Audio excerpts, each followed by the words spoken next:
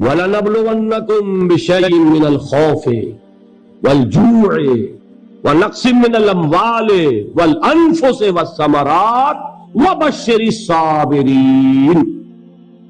اور دیکھو ہم تمہیں آزمائیں گے، وَلَنَبْلُوَنَّكُمْ ہم لازماً آزمائیں گے تمہیں، بِشَيْءٍ مِّنَ الْخَوْفِ خوف کی کیفیت طاری کر کے، والجوع بھوک فقر اور فاقہ، ونقص من الاموال مالی نقصان، والانفس جانی نقصان، والثمرات اور ثمرات پھلوں اور میووں کا نقصان۔ میرے نزدیک یہاں پر ثمرات کا مفہوم ایک اور بھی ہے۔ ایک تو صاف تھا کھجور کی فصل تیار ہے، غزوہ تبوک جانے کا حکم مل گیا، کون اتارے گا؟ اور کھجور وقت پر اتری نہیں، برباد ہو جائے گی۔ یہ ہو رہا ہے نا میووں کا نقصان۔ اور میرے نزدیک یہاں یہ بھی ہے، بسا اوقات بہت سی محنتوں کا نتیجہ انسان دیکھتا ہے کہ ضائع چلا گیا، میں نے 10 سال محنت کی، حاصل کوئی نہیں نکلا۔ یہ ثمرات کیا ہے؟ محنتیں، محنتوں کے ثمرات کا ضیاع۔ کوشش آپ نے کی، قسمت کی خوبی دیکھیے، ٹوٹی کہاں کمن، 2-4 ہاتھ جب کے لبے بام رہ گئے۔ Be prepared. ایک شاعر کے یہ اشعار ہیں، وہ کمیونسٹ تھا، میں نام بھی نہیں لیتا، لیکن یہ کہ یہ اسی انقلابی، چونکہ ان کا بھی ایک انقلابی نظریہ ہے، انقلابی عمل میں یہ سارے مراحل آتے ہیں۔ کوئی سیٹ بیک آیا فرض کیجئے، کوئی ناکامی ہو گئی، تو اپنے ساتھیوں کو دل بندھانے کے لیے یہ فصل امیدوں کی ہمدم اس بار بھی غارت جائے گی، سب محنت صبح و شاموں کی اب کے بھی اکارت جائے گی۔ میرے نزدیک یہ ثمرات کا جو لفظ یہاں آیا ہے، وَنَقْصٍ مِّنَ الْأَمْوَالِ وَالْأَنفُسِ وَالثَّمَرَاتِ، سب محنت صبح و شاموں کی اب کے بھی اکارت جائے گی۔ دھرتی کے کونوں کھدروں میں پھر اپنے لہو کی کھاد بھرو، پھر مٹی سینچو اشکوں سے، پھر اگلی رت کی فکر کرو، پھر اگلی رت کی فکر کرو، جب پھر ایک بار اجڑنا ہے۔ ایک فصل پکی تو بھر پایا، تب تک تو یہی کچھ کرنا ہے۔ ایک مقصد ہے سامنے، انقلاب برپا کرنا ہے۔ ایک کوشش ناکام ہو جائے کوئی پرواہ نہیں، نیکسٹ، پھر تیار رہو ناکامی کے لیے۔ ایسا نہ ہو جو انگریزی میں کہتے ہیں hope for the best but be prepared for the worst.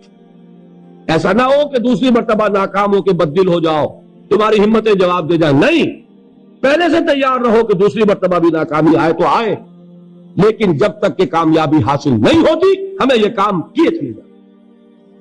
دیکھیے سیرت میں آیا کہ نہیں یہ واقعہ؟ بدر میں مسلمانوں کو فتح ہوئی تو احد میں زک پہنچی کہ نہیں؟ 70 صحابہ شہید ہوئے کہ نہیں؟ اگر ان کی ہمتیں جواب دے جاتی تو گاڑی کیسے چلتی آگے؟ تو فرمایا وَلَنَبْلُوَنَّكُمْ بِشَيْءٍ مِّنَ الْخَوْفِ وَالْجُوعِ وَنَقْصٍ مِّنَ الْأَمْوَالِ وَالْأَنفُسِ وَالثَّمَرَاتِ، ہم تمہیں لازم آزمائیں گے، خوف کی کیفیت سے، فقر و فاقے کی کیفیت سے، بھوک سے، جان کے نقصان سے، مال کے نقصان سے، محنتوں کے حاصل کے ضائع ہو جانے سے۔ وَبَشِّرِ الصَّابِرِينَ، اور اے نبی بشارت دیجئے صبر کرنے والوں کو، الَّذِينَ إِذَا أَصَابَتْهُمْ مُصِيبَةٌ، وہ کہ جب ان پر کوئی تکلیف آئے، کوئی مصیبت آئے، کوئی آزمائش آئے، قَالُوا إِنَّا لِلَّهِ وَإِنَّا إِلَيْهِ رَاجِعُونَ، وہ یہ کہے کہ ہم اللہ ہی کے ہیں، اللہ ہی کی طرف لوٹ جانا ہے۔ یہ وہی انداز ہے جو میں نے فارسی کا شعر سنایا تھا آپ کو کہ سرے تسلیم خم ہے جو مزاج یار میں آئے۔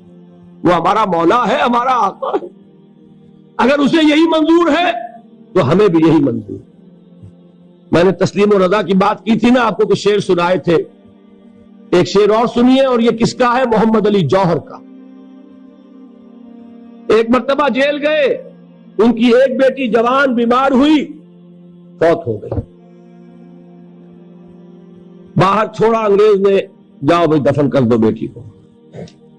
دوسری مرتبہ جیل گئے، دوسری جوان بیٹی اسی مرض میں مبتلا ہوئی، اب یہ جیل میں ہے، خبر پہنچی کہ دوسری بیٹی کے اوپر بھی اسی مرض کا حملہ ہوا ہے۔ ایک نظم لکھی ہے جس کا آخری شعر یہ ہے، تیری صحت ہمیں منظور ہے لیکن اس کو نہیں منظور تو پھر ہم کو بھی منظور نہیں. یہ ہے. جب تک یہ کیفیت نہ ہو اس میدان میں آدمی ثابت قدم نہیں رہ سکتا کہ میرے رب کو اگر یہ منظور ہے تو یہی مجھے منظور. اور تیری صحت ہمیں چاہیے تو ضرور، لیکن ہمارے رب کو منظور نہیں تو ہمیں بھی منظور. راضی برضائے رب. وبشر الصابرین الذین اذا اصابتهم مصیبۃ قالوا انا للہ وانا الیہ راجعون. نہ شود نصیب دشمن کے شود ہلاک تیغت، سر دوستہ سلامت کے تو خنجر آزمائی.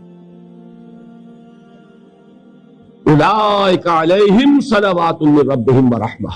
یہی ہے وہ لوگ جن پر ان کے رب کی طرف سے عنایتیں ہیں اور رحمتیں ہیں. وَأُولَٰئِكَ هُمُ الْمُهْتَدُونَ. اور یہی ہے وہ لوگ جو کامیاب ہونے والے ہیں، ہدایت پانے والے، ہدایت یافتہ.